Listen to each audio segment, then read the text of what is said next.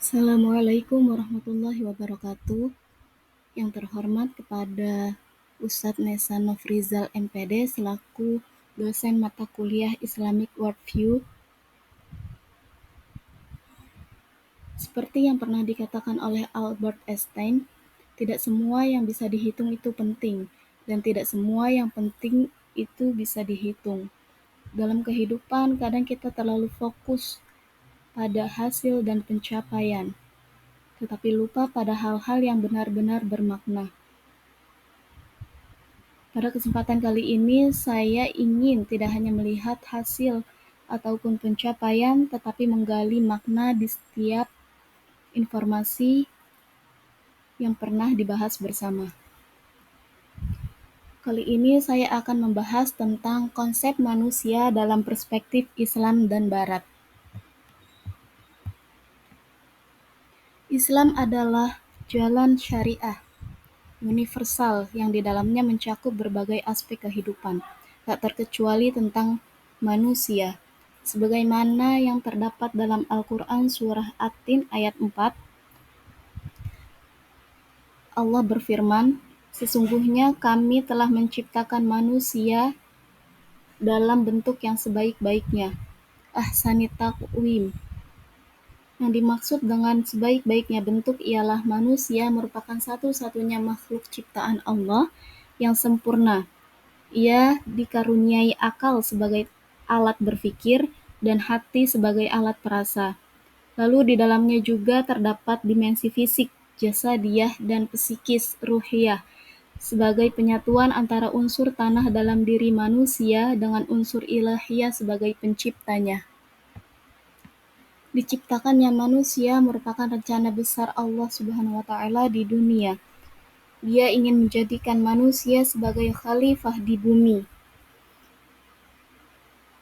yang mana adalah sebagai wakil Allah di dunia yang bertanggung jawab untuk mengelola bumi dan segala isinya sebaik mungkin untuk keberlangsungan hidup secara seluruh makhluk. Manusia juga diciptakan oleh Allah untuk beribadah kepadanya sebagai bentuk penghambaan dan ketaatan kepada Allah.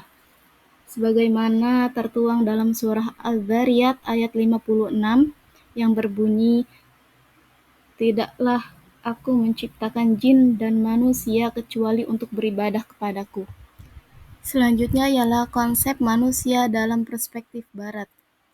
Dalam memahami hakikat manusia secara keseluruhan, beberapa pandangan Barat memiliki perspektif filosofis yang beragam. Seperti dalam pandangan David Hume, menurutnya manusia merupakan makhluk yang tidak memiliki pengetahuan bawaan atau pengetahuan ketika lahir. Pengetahuan manusia, menurutnya, berasal dari pengalaman dan pengamatan indrawi, melalui kesan, impression, ataupun dengan ideas. Kesan yaitu persepsi yang diperoleh langsung dari pengalaman. Sedangkan ide atau ideas adalah gambaran dari kesan yang tersimpan tersebut dalam pikiran. Sedangkan menurut René Descartes, manusia merupakan makhluk yang terdiri dari dua substansi, yaitu jiwa, pikiran, dan tubuh, materi. Jiwa yang membedakan manusia dari hewan berdasarkan akal budi atau jiwa, sedangkan tubuh atau materi memandang sebagai entitas fisik yang dapat diamati dan diukur secara empiris. Konsep ini juga dikenal sebagai dualisme. Salah satu ungkapan terkenalnya ialah cogito ergo sum. Artinya, aku berpikir maka aku ada. Menekankan bahwa esensi manusia terletak pada kemampuan berpikirnya. Seperti seseorang yang merasa sedih karena kehilangan orang yang dicintainya. Menurut Descartes, kesedihan ini berasal dari jiwa, pikiran, tapi juga mempengaruhi tubuh. Semisal menyebabkan air mata atau kehilangan nafsu makan. Jiwa dan tubuh itu saling berinteraksi, meskipun keduanya adalah substansi yang berbeda. Selanjutnya, pemikiran Martin Buber, yang menurutnya manusia memiliki dua jenis relasi yang fundamental melalui konsep relasionalitasnya. Martin Buber menekankan pentingnya hubungan antar individu. Ia membedakannya dalam dua hubungan. Yang pertama adalah relasi aku itu, yang mana manusia memperlakukan orang lain atau benda sebagai objek.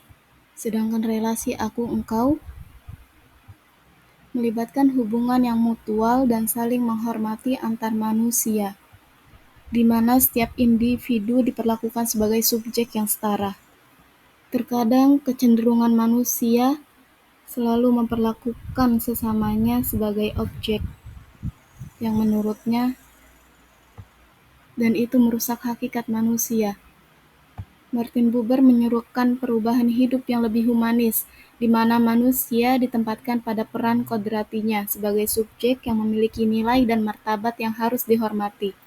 Menurutnya, manusia tidak bisa diperlakukan sebagai benda mati ataupun binatang. Dalam pemikiran Karl Jaspers, manusia merupakan makhluk yang memiliki kebebasan atau yaitu eksistensial, artinya di mana inti dari eksistensi manusia adalah memiliki kemampuan membuat pilihan serta bertanggung jawab atas tindakan tersebut. Jaspers juga memperkenalkan konsep situasi batas, grand situation, seperti kematian, penderitaan, dan nasib adalah momen-momen di mana manusia menghayati eksistensinya secara otentik. Manusia juga mencapai eksistensinya dalam hubungannya dengan transendensi, yaitu simbol atau makna religius yang menjadi jejak Tuhan. Yang terakhir adalah menurut pemikiran Martin Heidegger, di mana manusia adalah Dasein, yaitu makhluk yang ada di dunia dan selalu terkait dengan lingkungannya. Manusia yang hidup dengan kesadaran akan keberadaannya, menghadapi kecemasan akan kematian, dan being with other, yang menciptakan makna hidup melalui interaksi dan kepedulian dengan sesamanya atau orang lain. Mungkin itu saja yang dapat saya sampaikan dalam konsep manusia dalam perspektif Islam dan Barat. Terima kasih. Wassalamualaikum warahmatullahi wabarakatuh.